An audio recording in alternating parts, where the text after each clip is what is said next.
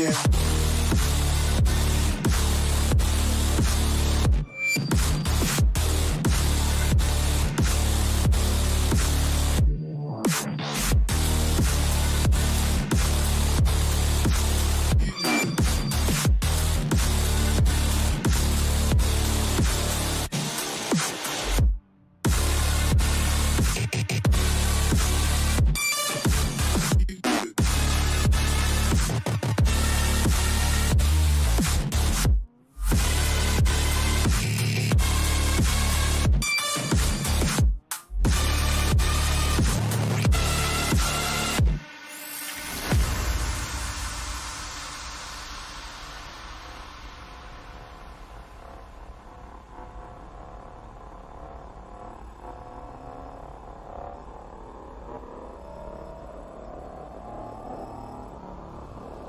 Right at the top of top gear, right down to bottom gear as we pile in. We need to watch Taylor Lane there in the number 32 Porsche. We saw him carve through the field at Sebring.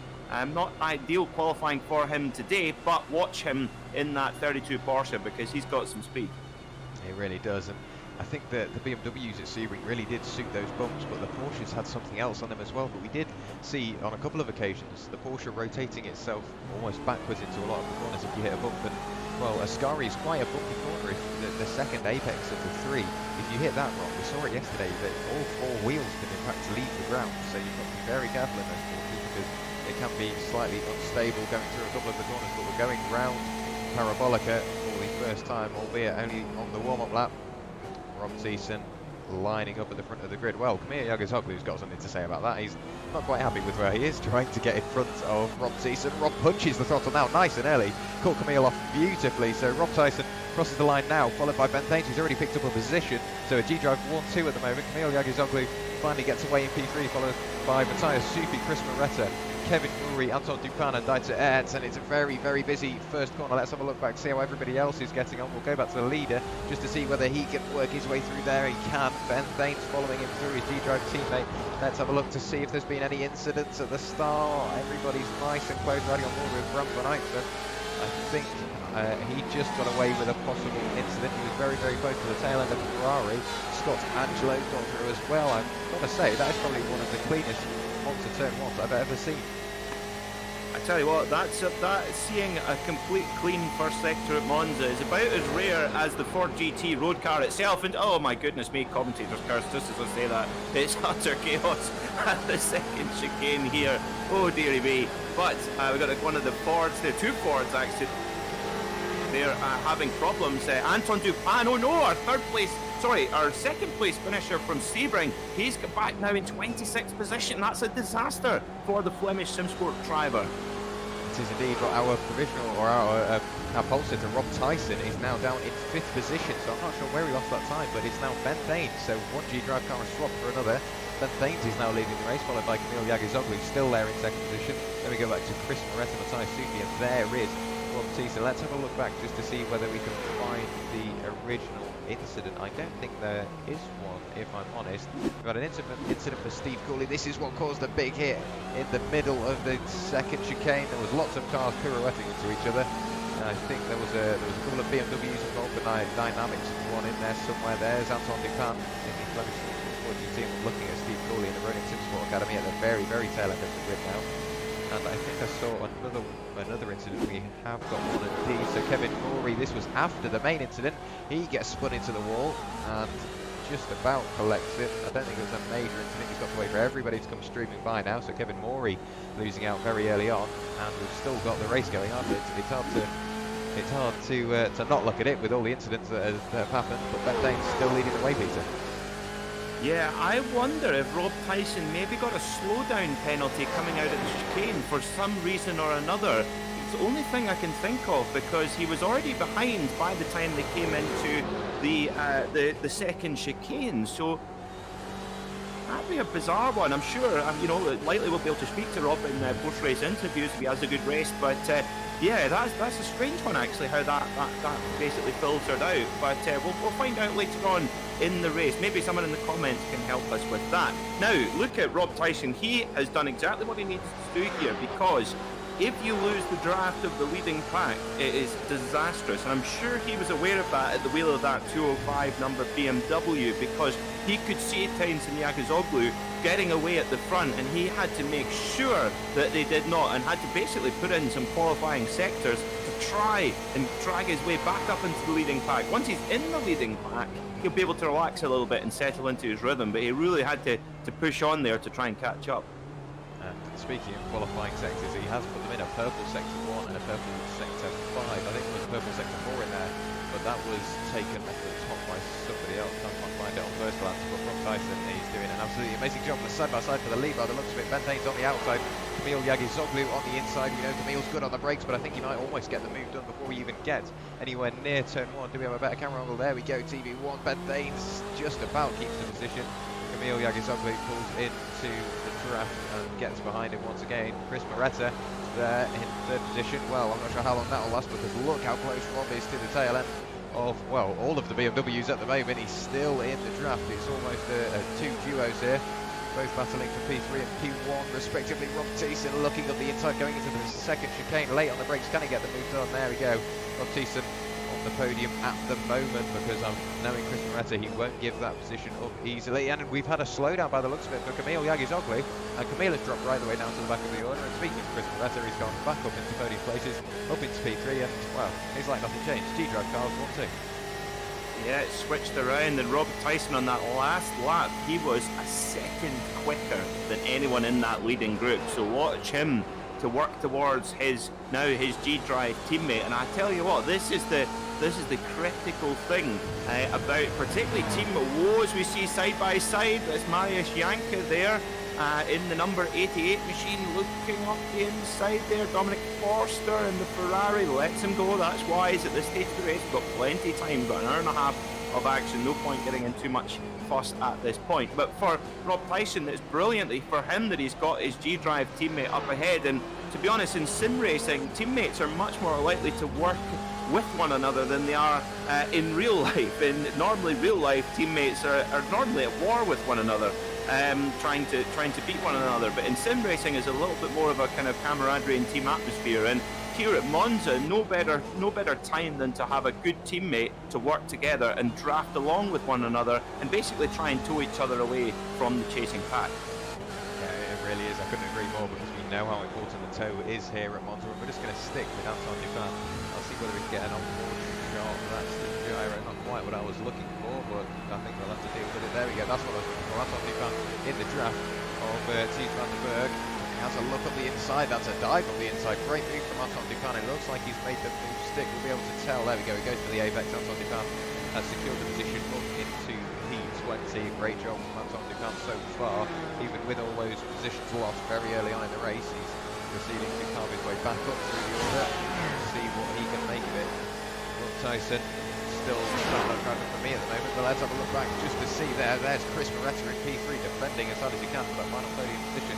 Kamil Yagizoglu looking to make amends for that earlier incident. He looks to the inside as they go under the bridge, down the hill, and back up it on the run up to Ascari. Who's going to be the braver of the two? It looks like Chris Moretta pulled out of that move, let Kamil up the inside, and now Kamil has got to do all the hard work. He's got to push the BMW M8-shaped hole in the air for Chris, and it's surely quite easy for Chris just to sit on the tail there. Not that he wants to, because he's thinking left and right, trying to fill his mirrors.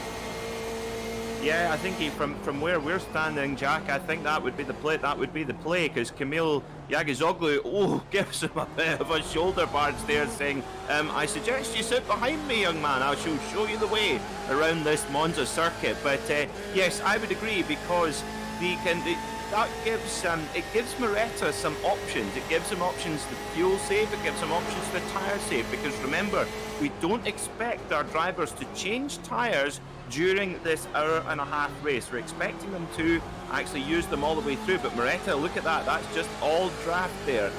Didn't necessarily get a better exit than Yagizoglu, but was able to draft him down the straight. So, interesting play there from Moretta. He obviously thinks that he's quicker than Yagizoglu, but the early pace would suggest otherwise. Anyway, you do have that option as well. If you've got a slightly quicker driver in front of you, to sit behind them and sort of consolidate. And when you sit behind another driver, you use so much less fuel. You really do, and that is going to be the turning point. We didn't mention that their strategy will be a big play here in the GT EVO and the GT Pro Series, and we've seen it happen before. If you can gain an extra lap out of the car and you're confident you can do it on the tyres without them degrading massively, you can just stay out and keep on turning all the quick and consistent laps. And if you can make that work, it will add up slowly. But I'm just thinking back to yesterday's race. Once again, G driver at the top, but somebody I was expecting to see slightly higher up is Marius Janke.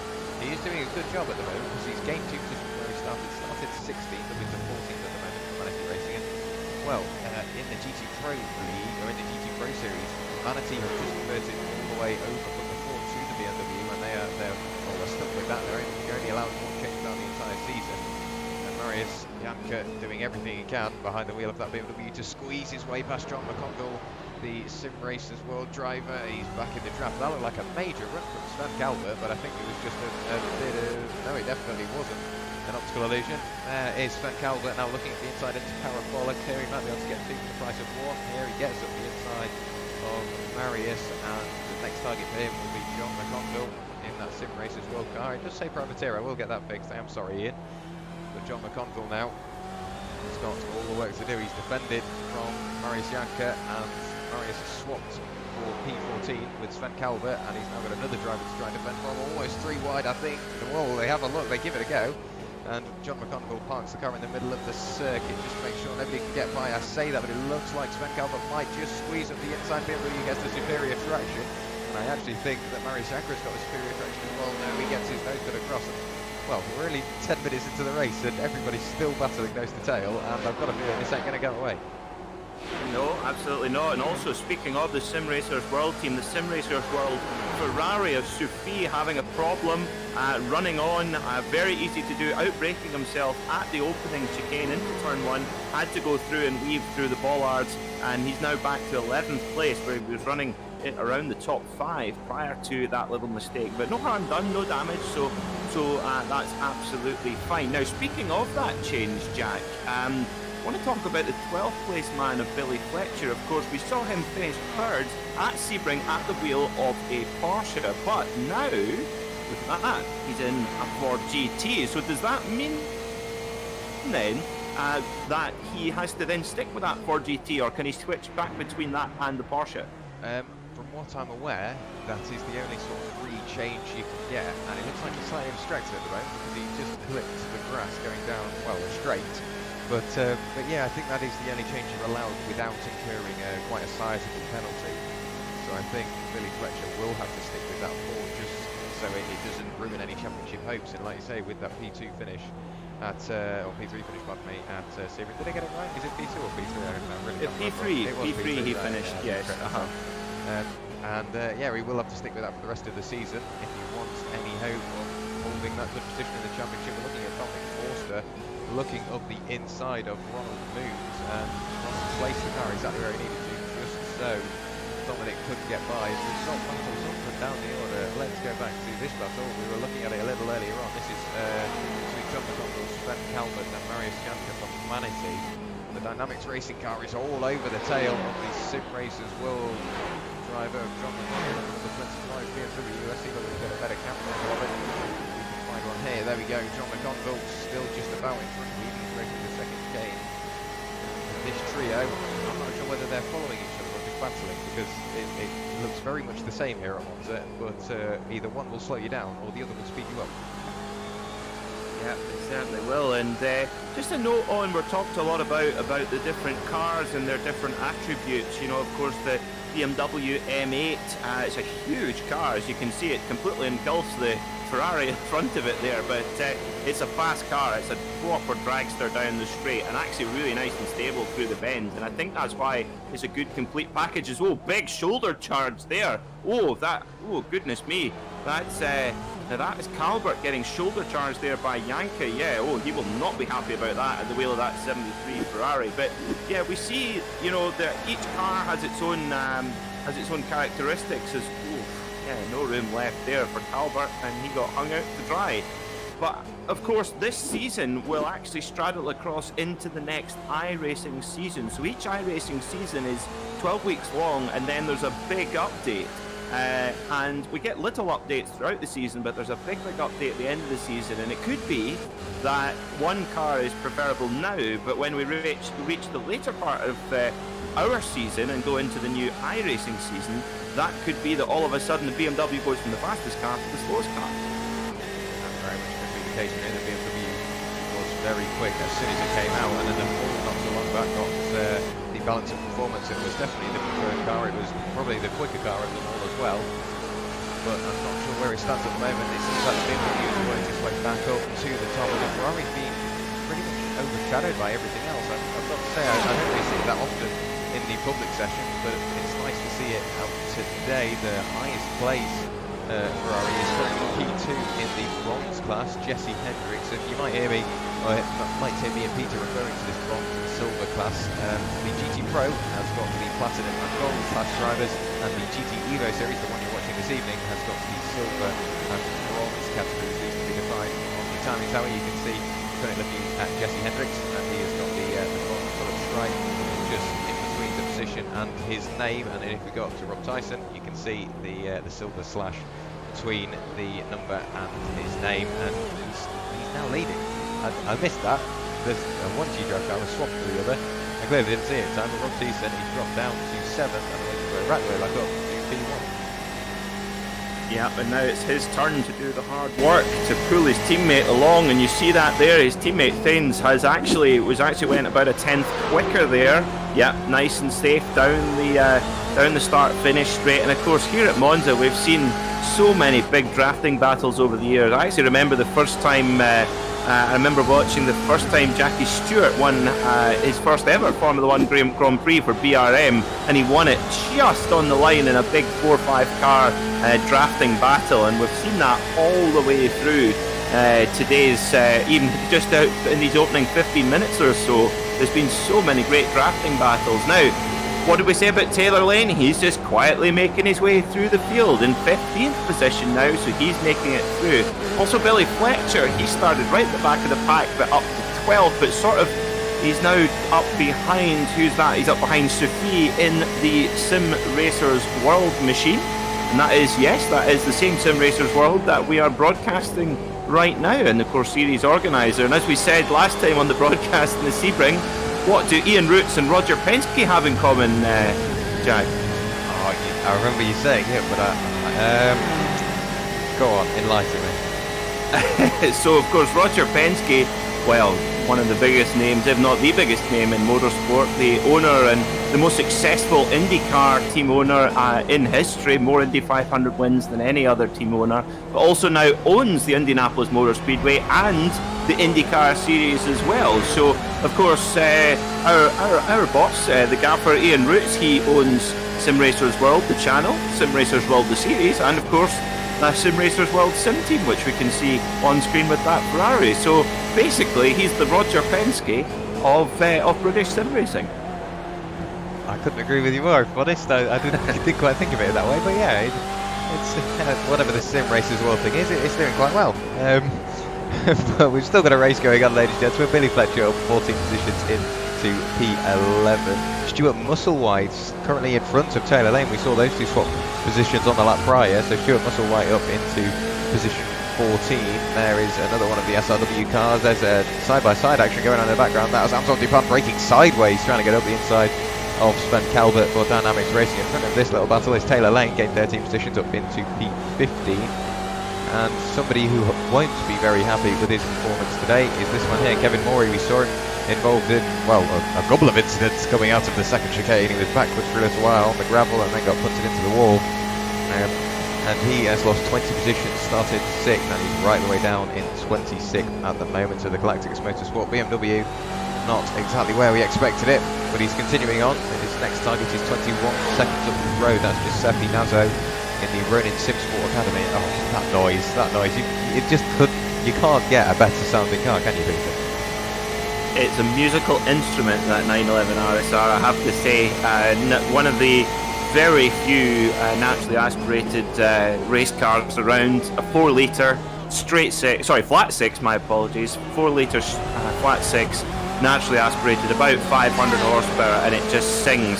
Sadly, that car has actually been retired by the Porsche factory team now, and back at Silverstone in September last year, they brought out a new twin turbo edition, which they'll take to Le Mans this year, and I've already campaigned it at Daytona as well, a couple of occasions already, and I can tell you from first-hand experience, having heard it trackside, it is very much a pale imitation of the normally aspirated machine, and it just shrieks its way down the straight. And actually, that was the 911 RSR in question that we have here on iRacing. Is Billy Fletcher's not in the Porsche anymore. That's behind Billy Fletcher, Ronald Mons.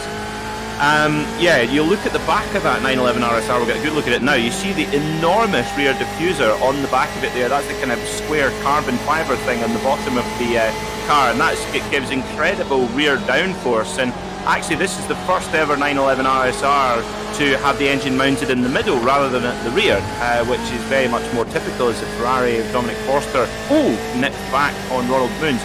But yes, it's mid-engine, and that was because the engine was moved forward to allow room for that diffuser for that particular car, and that came in 2017, and that car has had some serious success in its time. It really has, and I've got to say, on the iRacing service, I absolutely love that car. You find a setup that works for you, and it is just a beautiful car to drive. I'm pretty sure Ronald Means would agree with me at the moment. Currently, the third highest place Porsche. We've got a battle going up a little further, a little further up, and that's the two Porsches. Actually, that's not a battle anymore. That's Hendrik de Graaf backwards down the back straight, coming out of Ascari, and I've got a feeling that car won't be driving quite as straight as he would like it to. It looks rather damaged as well. Let's have a look back to see what happened at that out the exits of Ascari. I'll be able to find it here if we go here. Oh, it looks like he lost it coming out of Ascari. We'll try and have a look a little further back. Loses it there and then gets collected. That's very unlucky from Ronald. Was it Ronald Moons that collected him? No, it was Bramford Eichsford who continues on. There's very little damage. That's quite a weird incident, to be honest. Yeah, that's a shame if you're a Porsche fan, because really Van Uyten and de Graaf were holding up the honour of Porsche. The Weissach honour was being held up by them. They were the only two Porsches anywhere near the front of the field, but unfortunately they've now gone further back. I'm surprised de Graaf didn't come into pit lane, and oh, look at the back of that car. It's looking very second-hand indeed. Now, of course, our drivers have the option. They have one iRacing fast repair that they can use throughout each race, and what that means is that they can effectively, if they've got damage, they can bring the car into pit lane, either under its own power, or via, if you need to, via an electronic tow. Which basically teleports the car back to pit lane and gives you about a minute and a half penalty or so. And basically you get a complete instant repair and the car goes back to more or less 100%, and you'll see a number of drivers using that throughout the field. So if you see a car miraculously going from being very damaged to perfect again, that's that driver using the fast repair. And Billy Fletcher, the front of that Ford GT is looking a little bit second-hand as well, so obviously he's had a little bit of contact as he's been barging his way to the front of the field as he heads past Verheidt into 7th place. I tell you what, this is a really impressive move up the field from Billy Fletcher in the 388 Ford. It really is, and he is now the highest place forward. He's swapped one for the other, and Billy Fletcher, like you say, up into 7th position, gained 18 positions from where he started. What we can do for you, ladies and gentlemen, is bring up the gains overall. There it is, 18 positions from where he started. It might quickly become 17 now, because look at Verheidt going into the first chicane. Billy Fletcher on the inside. It looks like he will maintain his position. He will indeed. But that's very close racing between the pair of them. 2-4 to look at that, using all the track and very, very nearly dipping a wheel into the gravel. I think he might have just skimmed it. So Billy Fletcher pushing the car to the absolute limit, doing a great job. But back up at the front, look at the gap that Rob Thiessen has got over his teammates. So Ben Thanes is all the way back there.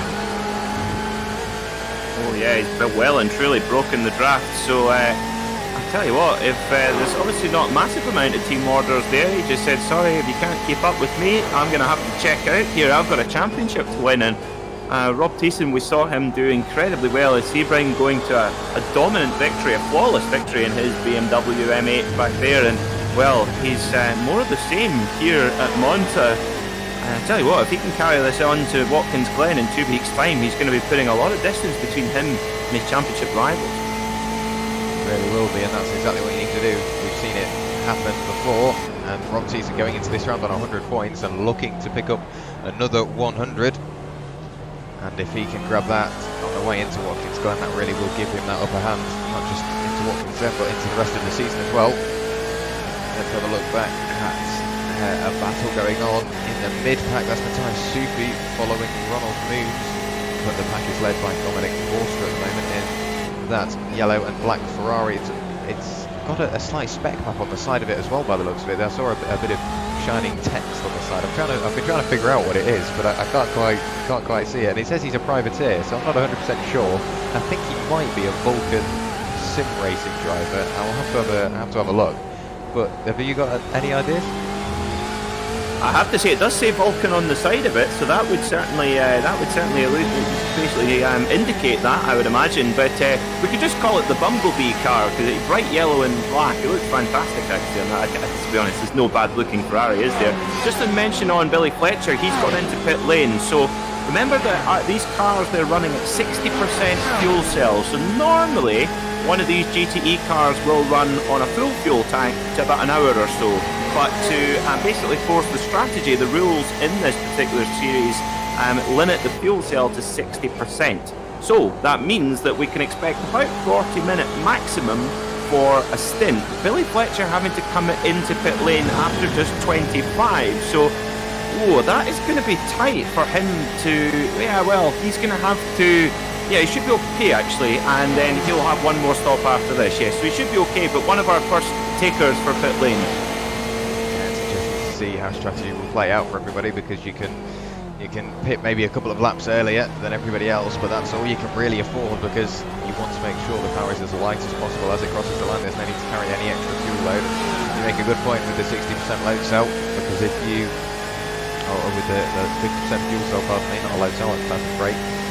The fuel cell, because if it was any higher, you might just be able to squeeze a one stop out of it. And normally the 100% fuel load, you can do a full hour. So when you think about it, it really does throw a spanner in the works for everybody, because it produces almost 3 sprint races. The one at the start, the one after the first pit stops, and the one after the second pit stops, which I think is just great to see, because you might end up battling different people over different laps. This is now Ronald Moons just about promoting himself up into 8th position. Does he keep it? He does indeed.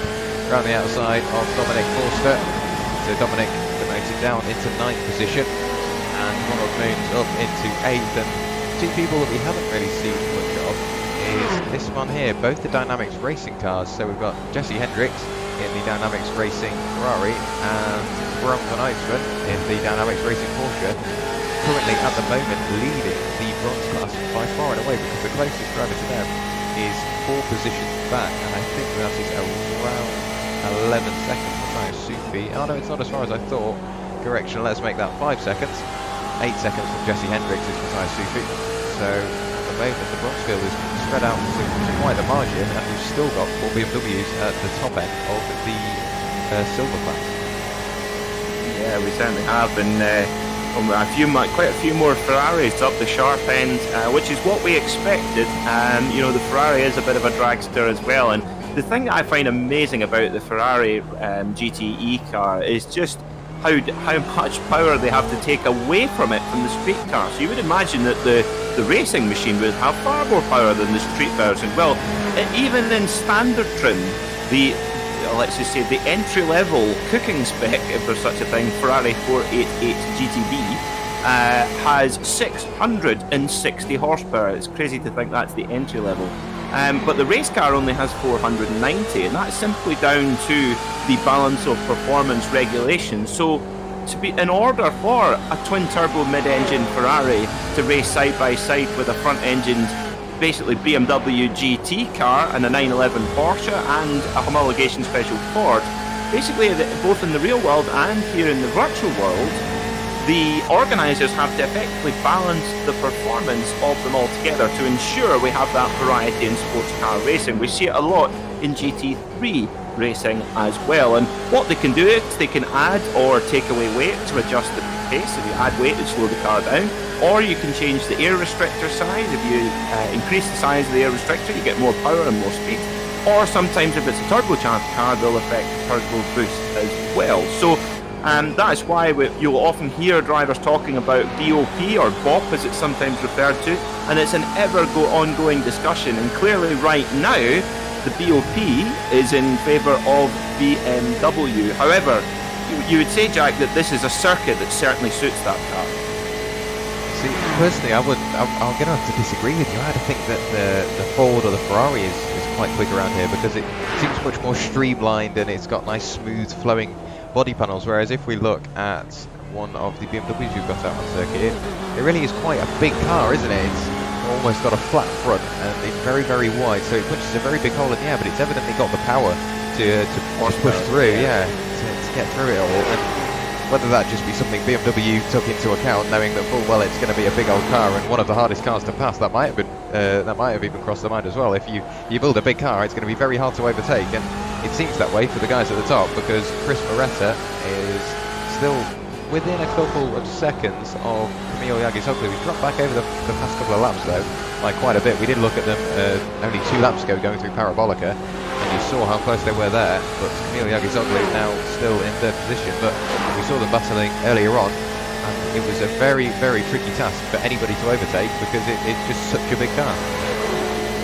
Yeah, it is, and for example, if you take it to, well, we saw it last season at Lime Rock Park, which is almost like a Skeletric track compared to somewhere like Le Mans or Monza. Very, very small track, less than a minute round, and the BMW really struggled there. So you can see it's a bigger car. The weight, believe it or not, the weight is actually not the problem. The weight, it's on the balance of performance, it's actually ever so slightly lighter and given more power. But you make a very good point about the aerodynamics, Jack. I mean, that is based upon, that is effectively a street car design with aerodynamics added to it, whereas the Ford was built purely with racing in mind, and then they basically stuck number plates on it. That's the only difference, really. But the thing is, the interesting part about the BMW M8 when it was debuted and the Ford GT is that on both of those cars, the race car actually broke cover and was competed with before the street car actually came out, whereas the other cars, the street cars, have come out first and then been adapted to racers. That's quite interesting as well, because I've always thought that you've got to sell a certain amount of cars within production, and then you can turn it into a race car and get it to homologation spec. Whether that be something that they've done or not, or whether there's different rules around the world, but it's quite interesting to see that no matter what approach you can get, you can very much end up with a very, very competitive car. And at the moment, we've got a lot of cars in the pits. We've got Taylor Lane coming in now, followed by Matthias Supi, Kimber Hayes, Bram van Uitven, Jesse Hendricks, Chris Moretto in from P3, and Camille Yagisoglu in from P2. So lots of chopping and changing. Stuart Musselwhite has just crossed the pit lane now, as well as Sven Calvert crossing the start-finish line. So chopping and changing up and down the order, and the only way we're ever going to tell whether anybody's gained or lost position is once all is said and done, and we've finished both the pit stops, but we've still got Rob Thiessen leading the way to the tune of about 3.9 seconds, almost 4 seconds, to his G-Drive teammate of Ben Thanes. There's the gap between the two, and it's a big old gap to Ronald Moons now, 25 seconds. And bearing in mind, Ronald Moons, Ben Thanes and Rob Thiessen haven't pitted yet, so these three are all racing on the same lap. No strategy has come to a play yet, and well, Ronald Moons 25 seconds behind Ben Thanes. It just shows how quick these G-Drive BMWs are. They certainly are, and I have to say, it must be the worst feeling ever for a racing driver when you're in the same team and your teammate's just pulling away from you, and there's nothing you can do about it. As you see, Rob Thiessen, our leader, is in pit lane, brings it down, and I tell you what, he doesn't take any risk there. Doesn't need to. Slows down to the pit lane speed limit, engages the pit lane speed limiter, which is effectively like a really slow version of cruise control. If you've got it engaged, it will not go any faster. You can have your foot welded to the floor and it will not go any faster unless you take the speed limiter off. So let's see if Ronald Moons, if he goes for an overcut here, or if he comes into pit lane, he does. So we've got all of the leaders on exactly the same strategy at the moment, but interesting to see if Stuart Musselwhite, if he's got another idea. can hear him. He's maybe just a little bit softer on the throttle here. Is he going to come in? Yes. So no real big surprises on the strategy just yet. The only real big outlier was Billy Fletcher in the Ford, who pitted about 10 minutes ago or so. He's now sitting in 9th position, so he's we need to watch him because he's had a really good climb up the field so far. He has indeed. There are the G-Drive cars leaving the pit lane now. There's Kamil Yagizoglu, so much closer to Ben Danes than he was going into the pit. So Kamil Yagizoglu has definitely gained. Chris Moretta, how close is he? He's lost loads of time, but look who's behind him. It's Billy Fletcher in the Ford GT. So Billy Fletcher has done an absolutely storming job. Started P25 up into 5th position at the moment, and we've got to bear in mind Billy Fletcher is a bronze driver. He's now taken the lead of the bronze class. Jesse Hendricks is behind him in 2nd in the bronze class, and there is Brum van Eidsman under pressure from Kimber Hayes, but that is a battle for position overall, but not a position in class. Brum van Eidsman still in the position in class, depending on what happens between those two. But look how close Kamil Yagizoglu is to Ben Danes now. That gap really has come down. It definitely has, yeah, and it's amazing to see Billy Fletcher now up with the leaders after starting from the back of the pack. Now for him, he probably just needs to find a driver that he's running at has a similar pace with, perhaps Chris Moretta or Yagizoglu, and then try to sit behind them and save a bit of fuel, because he will be a little bit disadvantaged having stopped earlier. He might want to just take it pretty easy and sort of use this as a bit of a consolidating stint and then go for it all hands down in the 3rd stint. So effectively, as you rightly pointed out, Jack, we're going to see this race basically split into 3 sprints, a bit like how at the Le Mans 24 Hours we basically see about 22 sprints all kind of added together. Speaking of Le Mans, there is one car which we're used to see at Le Mans which we don't have on iRacing yet, but I hear it might be on the way. The Aston Martin Vantage GTE, according to Aston Martin factory driver and prominent sim racer Nicky Team, he was basically saying that it's in the works and it's on the way at some point. I want one. I don't want to wait until that gets there. Would that be the V8 or the V12 variant? Because I know the V12's getting on now, and the V8 no, it'll be the new one, the V8 with the Mercedes engine in it. But I don't know why, but I want to pair the BMW M8 and the Vantage V8 together, because I've got a feeling they're very similar body types, very big cars, and they're both in GTE, so I can imagine they will produce some very, very close racing. And let's hope that there is a Simracersworld GT Pro and GT EVO Series 2 after this season. In theory, it'll be a GT Pro Season 8 and a GT EVO Season 2. And if that is with the addition of an Aston Martin, it will be closer than ever. It just adds another car into the mix, and that can only make it closer. Still looking at Billy Fletcher in P5 at the moment for Luxem 24 Esport. Number 388 doing an absolutely amazing job. The closest cars on circuit we've got at the moment are these two here, or this trio, pardon me. Ronald Moons following Dominic Forster, and Matthias Sufi has now got in front of Dominic. We looked at this battle a couple of laps ago, and the Vulcan Sim Racing car is now dropped back into the middle of them. He was leading the way, but look at that run Ronald Moons has got coming out of Lesmo 2, going down the straight. I'm not sure whether he's quite got enough draft to get there before Ascari in the gap. It seems like it's opening up again.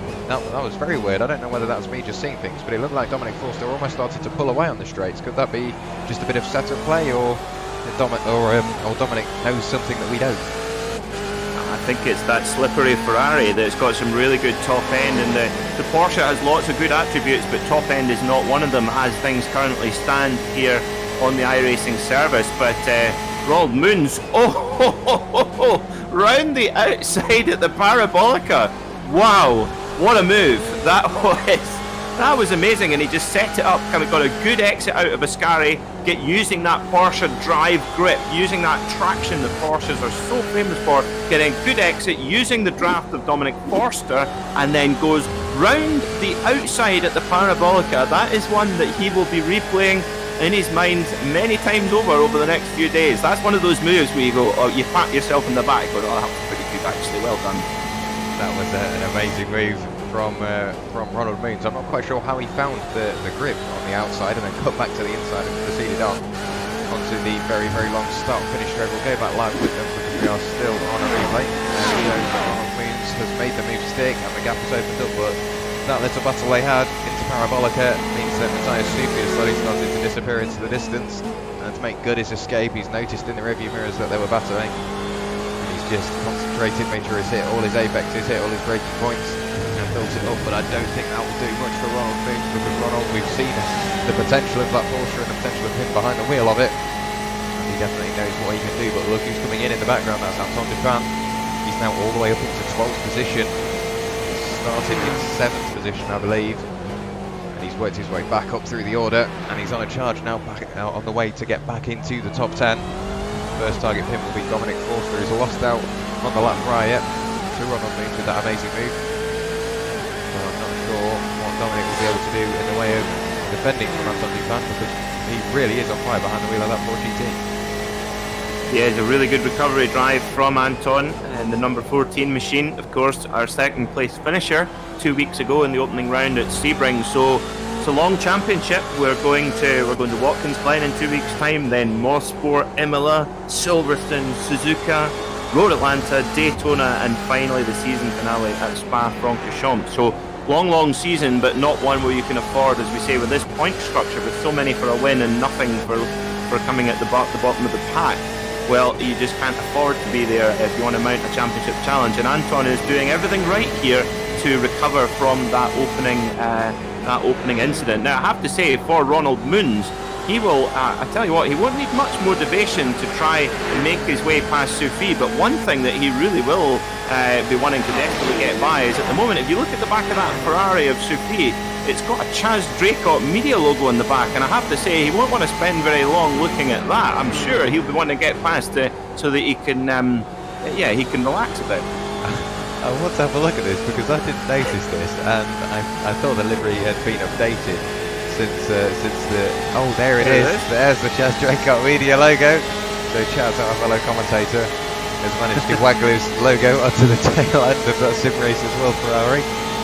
And you'd have thought that would just make it go quicker, but Matthias Sufi is struggling away behind the wheel of that Ferrari. Ronald Moons very, very close, and well, he's done it once, and I'm guessing that's given him the confidence to do it again. There's now a lead pair at the moment, and then a trailing pair. Dominic Forster under pressure from Anton Dupin. We saw it on the lap prior, and look how much time he's gained now. Only 4 tenths between the pairing. Matthias Sufi really under pressure from Ronald Moons now, I'm guessing. Ronald will be sizing up a move at the moment, and maybe think about one going into turn 1 if he can get enough draft assistance going down the start-finish line. The gap is slowly starting to come down. 0.33, 0.32. It really is coming down now. And we are into the 2/10 margin between the two. I'm not quite sure whether Ronald will go free. As I look to the inside filters, whereas early on the brakes, decides that this isn't a lap. But in the background, Anton Dupin looking up the inside. He does exactly the same. Locks up though. It was like he was following Dominic Forster a little too closely, because if one driver makes one mistake and the driver behind makes a very similar one, it makes you think that Anton Dupin was just following Dominic that extra bit too close. Yeah, that just, what is it they call it, target fixation, when you've got that car in front and you're basically copying them, and if they make a mistake, the likelihood of you doing the same is certainly higher. But you got to, Ronald Moons driving really, really well at the wheel of that Porsche 911 RSR, really impressive stuff. Has a look up the inside of Sufi, but not quite there, but he's really on a charge, and it's great watching a driver when you can tell they've just got good momentum and they're building their confidence all the time, and you can just tell from the body language of the car as well. He's just looking really racy there as well. But up at the front, goodness me, the Munich missiles, the BMW M8, top 4 positions locked out by the German manufacturer right now, with Billy Fletcher and the Ford in 5th, the first of the non-BMW runners. Yeah, he's still doing a great job. Nonetheless, he's 20 positions from where he started. The next target pick will be Chris Moretta, who is massively far away up the road. Chris Moretta crosses the start-finish line now. Let's have a look, see when Billy Fletcher does so. In theory, that's not the timing beam, it is just the start-finish line. He does it now. There's somebody else going out the pits as well. I didn't quite catch who that was. Stuart White, no, it wasn't pardon me. It was, there we go, Scotty Angelo has left the pits for Simsec, and he's quite a way down the order in that Ferrari. We've got, I've just noticed on the timing tower, we've got 4 BMWs at the very bottom of the timing tower and 4 BMWs at the very top. So it seems like a car that you either like or you don't. Personally, I haven't got massive amounts of experience in the BMW, but just going off that, it seems like it's quite a Marmite car, and the Ferrari sadly is a bit towards the slower end of the field, because we go up from Scotty Angelo to another Ferrari. That's Paul Jones, that's Paul Plist, and Steve Norman just a little further up for Vulcan Sim Racing. His teammate is doing a great job though, Dominic Forster. There he is, he has lost out to Anton Dupin, but even with that mistake he's caught once again right back up to the tail end of Anton. But look who's behind them. There is Mariusz Janka for Manatee. We know the potential of those Manatees. Yesterday, I think it was 3 Manatee BMWs battling toe-to-toe with the GT Racing Exemia cars for the top 5 positions. And I'm guessing Mariusz has been practicing with his fellow GT Pro drivers just to see what he can do in terms of pace. But Mariusz Janka getting very close to Dominic Forster. But Anton Dupin will be rubbing his hands together, looking in his mirrors, hoping that Mariusz slows down the Vulcan Sim Racing Ferrari. And in the distance we've still got this battle going on. Ronald Moons trailing very closely to Matthias Sufi. Yeah, let's see if he'll do another round the outside at the Parabolica. He knows it works, but maybe he's thinking, oh god, I'll never make that one work again, no chance. But he's in the draft, he's in just the right position. Let's see if he has a look at it into the Parabolica. Goes to the more conventional inside, and oh, big lock up, big lock up there. That puff of smoke just hit the brakes and locked up there. Got a little bit frisky there, and that is just given. Oh, that's just given that he's got all that work to do again. He's got to build up here. He might just have a bit of a draft benefit, maybe just the last bit of the draft from Sophie in front of him going down the straight there. But Ronald Moons, the number 69, he'll have to get moving again. And of course, we've got some great racing brands here taking part. We've got Ferrari, we've got Porsche, we've got Ford as well, and BMW too. And they all have such a heritage here at Monza in particular. And the most famous sports car race ever here at Monza was the Monza 1000 kilometres. And first of all was won, of course, by Ferrari. In fact, the first 3 Monza 1000 kilometres were won by Ferrari. But actually the Ford, in its original guise, the Ford GT40 back in 1968, won that race with Hawkins and Britain David Hobbs taking the victory there. But it's 6 wins apiece, halfway between Ferrari and Porsche in the Monza 1000 kilometres. But today, it's all about BMW, who haven't won it outright. But do you remember the BMW M1, Jack? That wonderful machine is, whoa, Kevin Murray, he heads off out of Ascari. But yeah, the BMW M1 won its class 4 times in a row, so quite successful in period. I do remember the BMW M1, and I've got a sort of personal connection to that slide, because when I first started sim racing all those years ago, almost 5 years ago now, I joined a league and they were racing those BMW M1s, and they are very tricky to drive, and I found out the hard way. I'd spent a lot of time on my roof, but it seems like BMW have nailed it this time, and they've got their M8 on par. Look at the separation between them as well. Baptiste leading the way, followed by Fontaine still there. There's Camille Agutoglu and Chris Moretta, and there's big gaps between these guys, and then Billy Fletcher's right away back as well. And the top 5 seem to have well over 5 seconds between them all at the moment. So I'm not sure whether that will come down to strategy towards the end of the race. We can't allow Billy Fletcher as well, because he's been working his way up through the order, and he's going slightly quicker than the rest of the top 5. For example, on the last lap he did a 1 minute 47.04. That was quite a slow lap for Billy actually. I was looking at the best lap. Sorry about that, but yeah, on the last lap Billy Fletcher did 1 minute 47.04. The next car to do that behind him was Matthias Sufi in P9. So whether Billy has started to regret that very early pit stop, but it will be interesting to see just how that will play off for him early in. An off-track for P4 driver. Let's see what he did. The car broke into the inside, but he just went slightly wide. I think he clipped the gravel, looking to keep that in a straight line, goes bouncing over the curve. We had an incident with Scotty Angelo as well. Let's see what happened to Scotty. We saw him a couple of laps ago. Does he hit the curve? He does indeed. Keeps it out the wall. Maybe. Great driving from Scotty.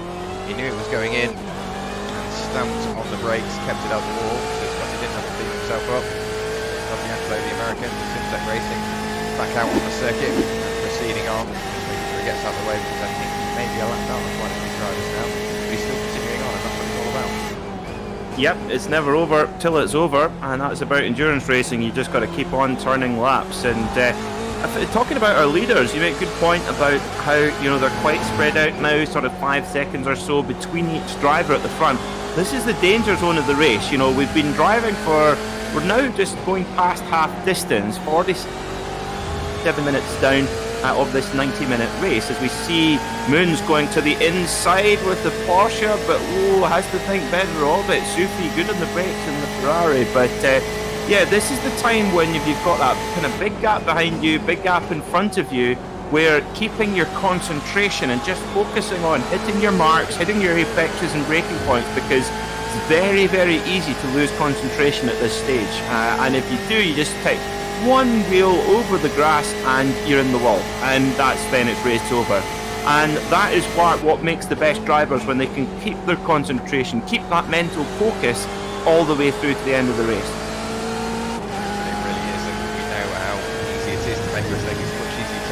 To not make one. Try and see if we'll be hoping that he doesn't make one at this point, weaving his way through Lesmo 2. Look how close Ronald Moons is now. This battle has been roaring away for the past 5, 6, almost 7 laps now. We saw the great overtake from Ronald Moons over Marius Janko, who has now lost out to Anton Dupin even more now.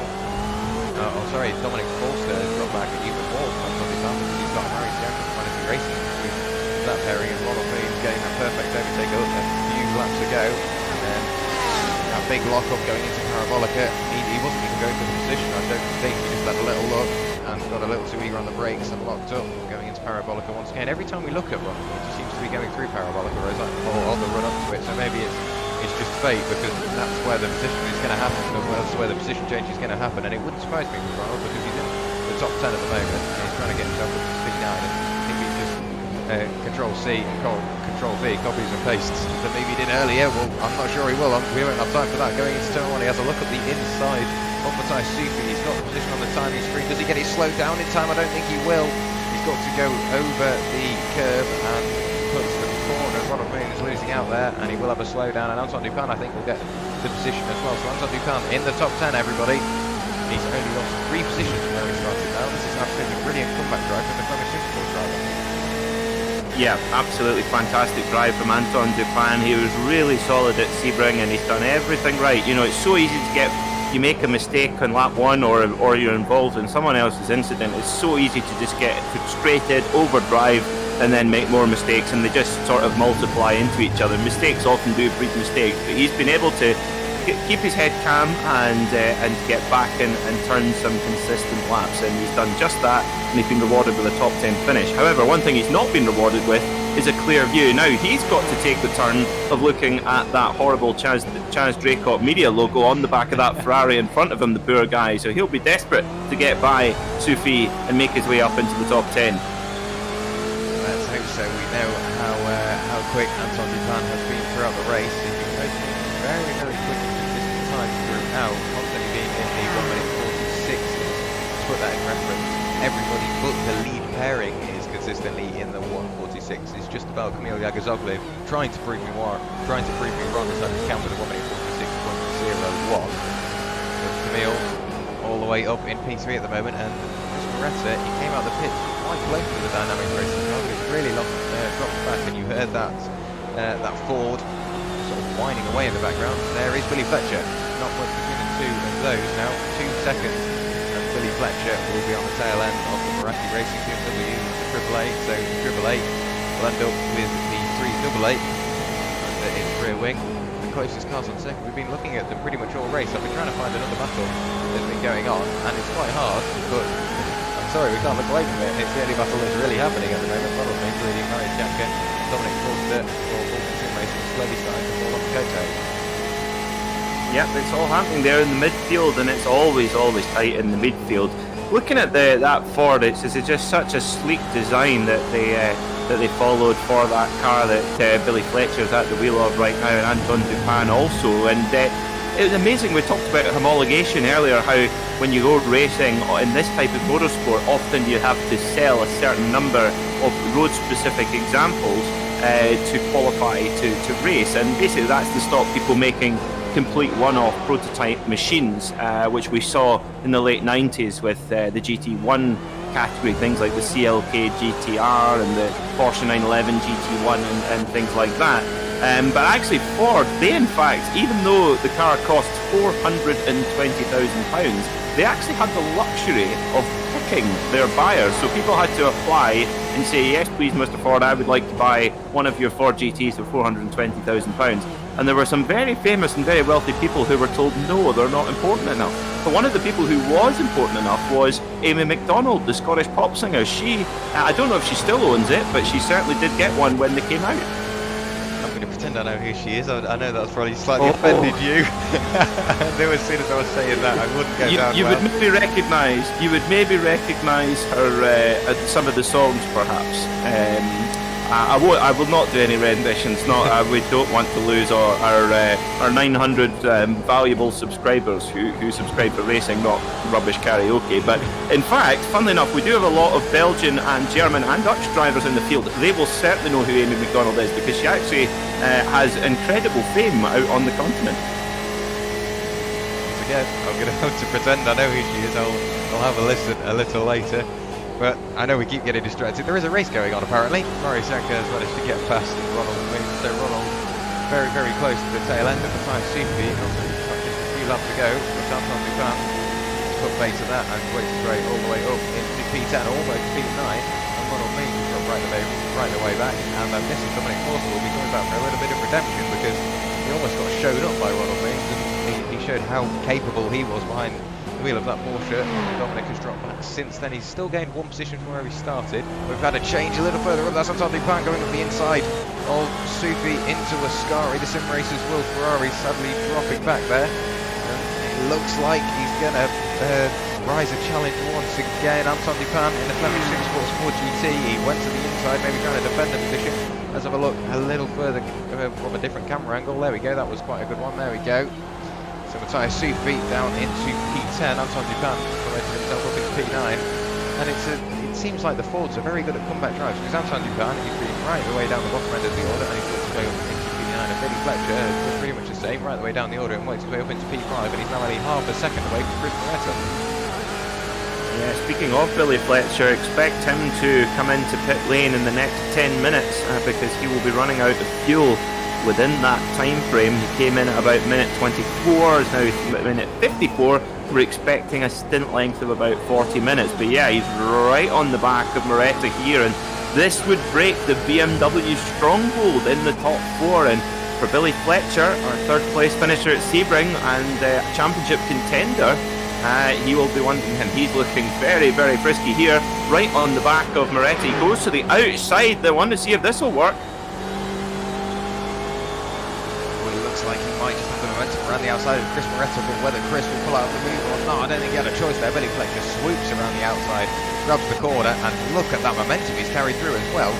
He's not just got the position, he's made it stick and slowly started to build up his gap already, but there we go, see Chris Moretta diving into the draft, trying to make the most of what he can of that very speedy Ford GT.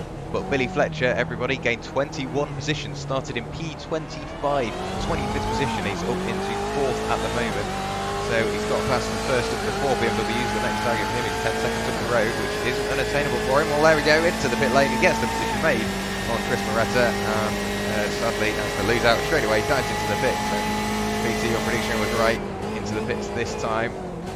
And Chris Moretta is back up into 4th position.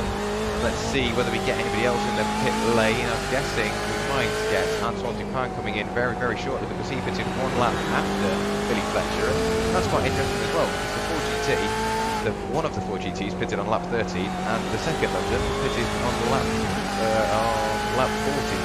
So lap 13 and 14 for 4 GTs at the moment. So whether that's a strategy that they've worked together on or they've sort of got common knowledge about, but Antoine Dupin, I can only imagine he's got about 1 lap of fuel left. And it'll be interesting to see whether different cars, obviously with their different fuel consumptions, have to pit earlier or later. Billy Fletcher has done a perfect pit stop, and he has come out of the pits in P14. Yep, so that should be Billy Fletcher fueled to the end of the race, but when he gets to the end of the race, he is going to have the lightest car on the track for sure, because he will be just on fumes by that point. So he might need to be careful with his fuel consumption throughout the next little while. Of course, from that 3.5 litre twin turbo. It's actually called an EcoBoost engine, but there is absolutely nothing eco about it. Even if you're doing a really good fuel save, you'll be lucky to get 5 miles per gallon out of that machine. So yeah, it's a thirsty girl, is that big Ford, so he'll need to watch about that. But although he's made the switch from the Porsche to the Ford, well, he seems to be fitting in nicely with this Detroit machine. Certainly is doing a good job behind the wheel of that Ford GT. It looks balanced, like he's got so much rust in that car already. Like you say, he swapped from the Porsche to the Ford. We know he was having issues in that Porsche, going into the hairpin at Sebring. Leaped the car around a couple of times, and just look how, not necessarily aggressive, but how planted the car is. You could just throw it in and fully well expect it to respond and, well, just be happy underneath his command. Jimmy Fletcher, he's something else at the moment. He's doing an absolutely amazing job, and there we go, as I expected. Anton Dupin is in the pits behind the wheel of the second of the 4 GTs out on circuit, and that's Flemish Simcourse livery. I love that Flemish Simcourse livery. I don't think I'll ever get over how good it looks. It's just the spec, man, everything works, and with it being on a quick car as well, it just makes it that much better. Yeah, you do love it. I have to say, for me, my liveries of choice, given that I'm not a high-flying pro sim racer like yourself, Jack, who, funnily enough, right on, so that is good timing. Taylor Lane, your teammate from Fiercely Forward, on screen right now. So I've got that. It's great. I've got the freedom to put silly liveries on my cars. So my 911 RSR has an M&M's livery on it. So it's bright yellow with M&M's. All the M&M's men run on the side of the car, which is pretty cool. I've got an Iron Brew Kia Optima as well, which is quite cool. And then my 919 hybrid Porsche is actually, I've converted that into a Konica Minolta Cadillac DPI as well. I could go on, but I want to make sure we've still got some viewers left by the end. Speaking of Fiercely Forward, and with it being my teammate, I've got my Fiercely Forward top on. So massive thanks to Ollie Slade for giving me that. It's great. It does get a little toasty when you hear in the commentary box, but it's just good. It's just good. You've got your own merch, Jack. Yeah, I've got my own merch. Got to take it seriously at Fiercely Forward, and I think Taylor Lane is doing exactly that. Up into 12th position, he's gained 16 positions from where he started. He certainly he has moved fiercely forward. He is living the brand right now. Well, speaking of merch, I'm wearing some motorsport merch. I'm wearing a Motorbase Rory Butcher Ford Focus ST merch ready for the new British Touring Car season. And young Rory, fellow Scotsman, he was looking pretty quick in pre-season testing at was it Donington or Snetterton last week? Well, I can't wait for that to kick underway, because I know how good the BTCC can be. Bearing in mind, last year I was stood shouting around in my living room at the final round of Brands Hatch, and I almost want to hope for exactly the same thing here at Monza, because that came down to the very, very last lap, as so did the final round of the British Touring Car Championship at Brands Hatch, and that was for the championship as well, funnily enough. And if we can get that sort of competitive nature in the GT Pro and the GT EVO series, it will be great to see. I think we've had an incident for it popped up. It was just Giuseppe Nazzo. He came up with a crash. He's on the circuit. Let's see what happens to Giuseppe going through the first chicane. Oh, he over-rotates the car, hits the curb, and it just swings the car around, styles it out. 360 degrees later, he gets it pointed the right way and continues on. So the Italian going for a little loop around the first chicane. No major damage. You've got to be careful over these sausage curbs though, because if you hit them at the wrong angle, that could cause floor damage, and at a circuit which is so reliable on top speed and as little drag as possible, that will really hurt your lap times, and with still half an hour of the race to go, it will really hurt your final finishing position.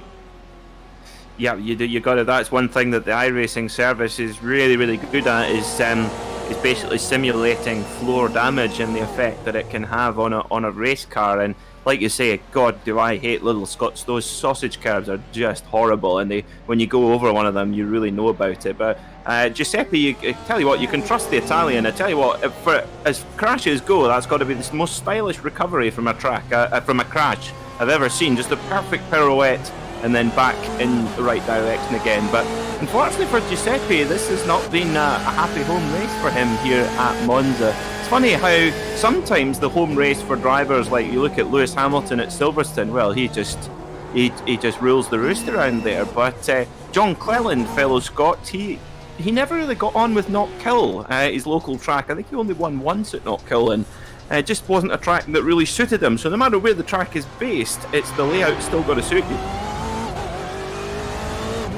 He does indeed, and the layout of MONZA really is suiting Rob Thiessen at the moment. He's still in the lead, but Ben Danes seems quite close at the moment. 2.5 seconds between that pairing. So Ben Danes, whether he's just opened the taps a little bit, or Rob Thiessen has maybe slightly slowed down, hoping to get his teammate back within the draft assistance and then just work up away from the pack. I'm guessing these two will be coming in the pits very shortly because they both pitted on lap 18, so as far as I'm aware they will have to pit at the end of this lap, otherwise they've got to be very careful about running out of fuel without an incident. For Chris Moretta, he was in 4th position in theory. I think he was right the way down in 17th position on the road. That was him spinning 90 degrees. Quite an odd incident, if I'm honest. He gets to go on the grass where there's very little traction, so he can put his foot through the floor and get it rotated around, but that really isn't what he wanted. After a pit stop, that will have lost all the time he might have gained in the pit stop and a bit more. We saw Anton Dupin in the background, and he's still there to go back live with them. See how close Anton is now. Chris Moretta, not what he wanted at all, and what that will do is that will open up Billy Fletcher's race once again, because Billy Fletcher now up into P7, and 2 cars, 3 cars, 4 cars in front of him still have to pit. I do believe, no, pardon me, only 2 cars in front of him have to pit. Taylor Lane, Ronald Williams and Kipper Hay, and they have all come into the pits this time line. So there is Kipper Hay, Ronald Williams just pulled into the pit stop, and there is Taylor Lane. Billy Fletcher just passing the start finish line now, and Billy Fletcher up into P4. 12 seconds up to Neil Young's. He has lost a bit of time to the P3 driver, but the leaders at the moment, Rob Thiessen and Ben Thanes, both for G-Drive Racing Exemia, both in the BMW MA, dominating the class at the moment. And if they don't put in this lap, I'm not quite sure how they're doing it, but the fuel management they're surely doing something right, because most of the other drivers out on the field pitted on the lap prior. He's hugging the inside. I'm guessing he's going into the pits this time, but he's done a great job just to pilot that car at the top end of the field and still save enough fuel to go a lap extra than anybody else. Yep, solid stint from both G-Drive Exima drivers, and for Thanes actually slightly quicker. He was definitely further away than that after the first stint, and the interesting team name G-Drive Exima, maybe they need to get themselves a good skin product sponsor like Dove or Olay or something like that, because G-Drive Exima, they're going to need some. Well, indeed. Camille Yagizoglu still in the position for Dynamics Racing, making his way through Ascari. Billy Fletcher held 12 seconds behind on his way up to Ascari. Sven Calvert quite the way back now, followed by Jesse Hendrick. You heard the Ferrari whizzing away in the background. So 3 Dynamics cars, 4 Dynamics cars, I'm right, I'm still wrong, 5 Dynamics cars in the top 10. Camille Yagizoglu, currently the lead Dynamics racing car, followed by Sven Calvert and Jesse Hendricks. Jesse Hendricks P2 in the bronze category at the moment. Then we go back to Steve Vandenberg in the BMW, then Brant van Eijsman in the Porsche. Whether Dynamics are just hoping to drag all the points they can get for a team championship, I'm not 100% sure, but they're doing something right, because all the Dynamics cars are at the very pointy end of the field, and Brant van Eijsman, we've got to remember, he was involved in an incident towards the start of the race, and like you mentioned, Peter, you do get 1 iRacing fast repair, but surely that could also knock you out of your rhythm as well, so something that maybe you don't have control over. It might have, just unsettled him a little bit and made him slightly more nervous, but it doesn't seem to have affected him, because he's come back from having that beautifully livery Dynamics car and continuing down, and he's still P7 or P7 overall. Yeah, he's certainly recovered from that incident very well, like you say, and yeah, for Dynamics Racing, with so many drivers, I wonder what the team dynamic is like in said team with all these different drivers. And of course, quite interestingly, they're spreading their bets on the manufacturer. You know, we've seen them, you know, there's a Ferrari in there, there's a BMW, there's a Porsche. Not sure if they're using a Ford or not, but yeah, so they're certainly spreading their bets rather than. So, for example, in sim racing, you'll see teams a lot of the time they'll basically go testing together, and instead of obviously one driver practicing on their own, if you've got 3 or 4, you're effectively tripling or quadrupling the track time that you've got, and therefore the data you're gathering and the overall setup time, if you like, to see what works on the car and what doesn't. But of course that is negated when you're using different cars. However, by spread betting by having a team full of different cars, that means that they're always going to have one car that's on the pace. It is indeed. Ronald Moon's now under pressure from Mariusz Janka into Ascari. He gets the move done. So Ronald Moons, he had the pace at the start of the race, but it looks like it's just slowly starting to slip through his fingers at the moment. The recovering Chris Beretta is now only 2 tenths behind him. He's in the draft and he's gaining very, very quickly. So I'm guessing Chris will go for a move either into Parabolic or into turns 1 and 2. Chris following him in the draft, can't decide who to follow at the moment. He goes for the BMW, punching the perfectly shaped hole in the air, and oh, that's commentator's curse for you. Loops the car 380 degrees. Great avoidance driving from Anton Dupin in that Ford GT, but it looked like the car just got unsettled. And the mid corner of Parabolica, Chris Beretta once again comes to strife and drops down even further. He was in P3 for a little while, then P4, and that's where he settled, and he's now right way down in P12, very, very close to becoming P13. Let's see what he can do about defending from Dominic Forster into turns 1 and 2. I think Dominic might even get the move completely made by turn 1. He does, but Chris Beretta not willing to give up just as yet. Let's see what happens. Yep, there we go. Chris Beretta makes it down into P13, and Anton Dupin, I'm not sure how he avoided that in time, but he did an absolutely amazing job. He's continued on. Next target for him will be the ever fruitful Ronald Moons up into P9, who has currently got his hands full with the Manatee number 88 BMW of Mariusz Janka. Yeah, Dupin was very, like you say, very, very good avoidance there, but super unlucky as well. It's no fault of his own, and he had to take big avoiding action. And actually, he was really, really fortunate not to actually get into the gravel and then, of course, straight into the wall, and was able just to keep it on the black stuff. Oh, Moretta makes another mistake. Oh my goodness me, he's having a disaster.